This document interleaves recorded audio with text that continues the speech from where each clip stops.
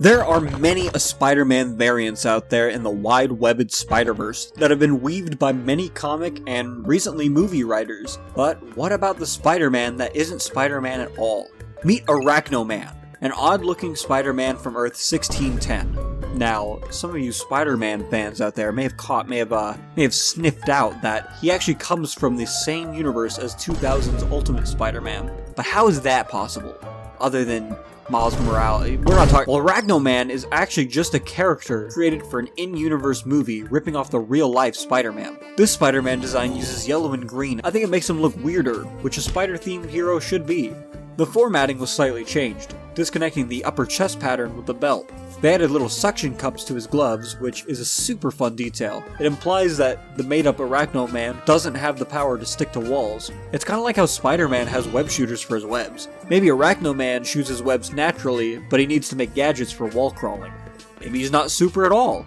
A powerless hero, making it work with what he can make. I think it's neat to think about. Finally, the eyes got big, green, and round, making it look more bug-like. Not only does this poor fella not get to be a real Spider-Man, but he was actually never supposed to exist in the first place.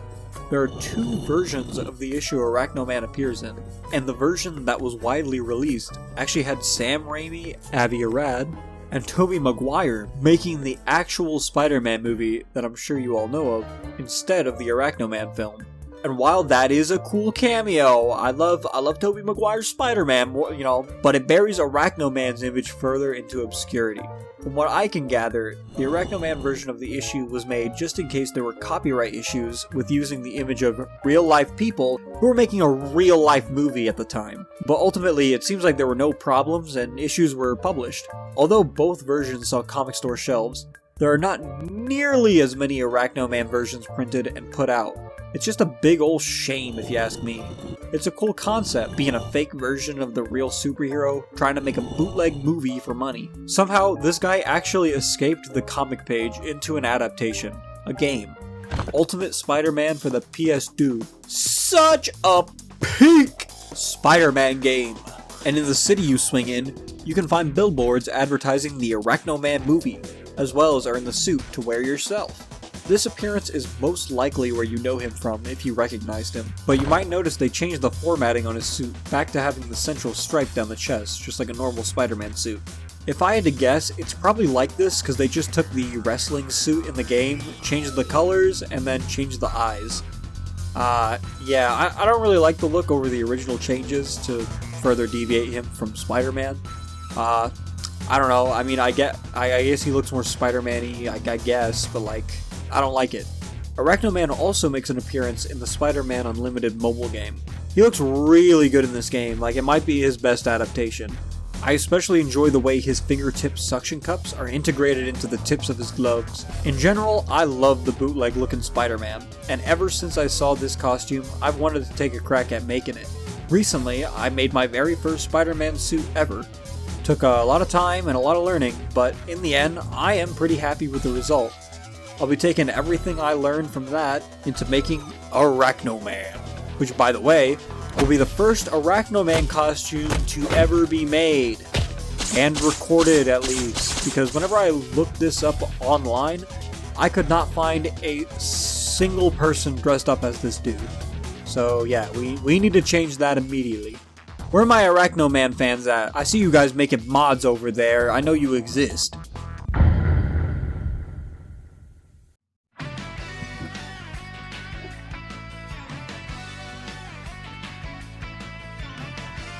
So yeah, it's like 5 months since I recorded the last bit that you just heard of me talking about that, and even longer since I wrote the script.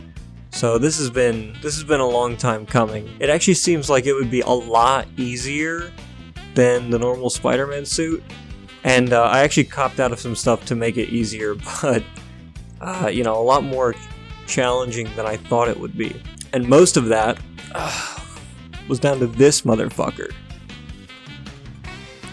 This mask, I put mirror tint in these half circle plastic things that I found. I wanted to give his eyes a like bulbous bug-like shape. I wanted them to be bulging off of his head, and I think I achieved that pretty well. I like it. But the thing is, I have no idea how to attach these to the mask. Like, if you see me like fucking flailing around because of green screen, like in the suit, me wearing it, and you see like, you know, you can see the eyes are on and whatever, but they're not actually attached. They're just kind of sitting there. They just kind of sit inside the mask. Other than that, one critique that kind of extends to the rest of the costume is the yellow fabric that I used is super thin. It's just so thin. You can see right through it. I have to wear like a black motorcycle kind of mask underneath it so that you can't see. And also I'll throw up, you know, the picture without the eyes, I guess, so. But yeah, onto the shirt. My Arachno-Man torso piece. Huh? Yep. Take that in. Look at that. No vertical stripe going down the middle like Spider-Man, huh? Keeping it to the original comic origins. And look at that. It's just good. It's just nice, you know?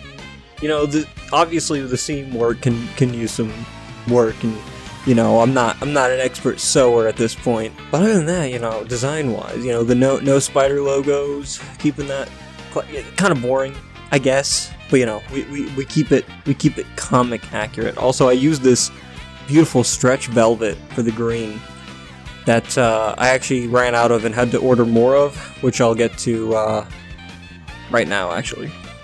Pants are made completely out of that stretch velvet, except here's a little tip for anyone wanting to make their own Spider-Man cosplay and they want to order spandex on Amazon. Don't. Or if you do, if you really do, make sure you get enough, because I ordered the exact same color from the exact same seller. And what do I get? I get completely different tones.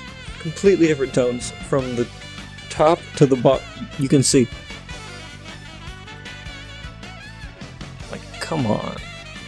Come on. Where's the quality assurance? Please. What is this? Always order your fabrics from Etsy. Anyway, that's just a lesson learned, huh? There we go. Here's disappointments. The gloves, which I just made. Normal gloves. I really wanted the suction cups in there, but I'm not gonna lie. It was time constraint, and also I just, same as the eyes, kind of. I didn't know how to implement them in here with like my own sewing pattern. I just don't know. I don't know if I should have made like some sort of sleeve, or even how to, if I should have. You know, whatever. It's one of the only things about Webman that sets him apart from Spider-Man. So I am disappointed that I didn't get to it, but I just didn't know how, brother. I just didn't know how.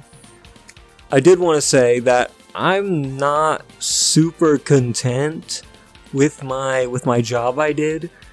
As a whole. I just didn't get to the boots. I forgot to mention that. I just straight up, I just didn't get to them. Sorry. I didn't have enough yellow fabric, and I got that fabric from Amazon, and you know, if you were listening, you know.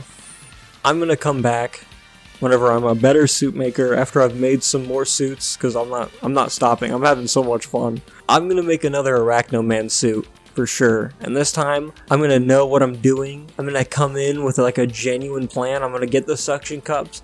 You know, I might even change up the design a little, you know? Who knows? Who knows? Maybe I'll give him some spider logos, huh? Some Arachno-Man spider logos, huh? So yeah, that's the Arachno-Man suit. You saw me wearing it, probably green screened in at some points, and there you go. That's it, I guess. I don't know.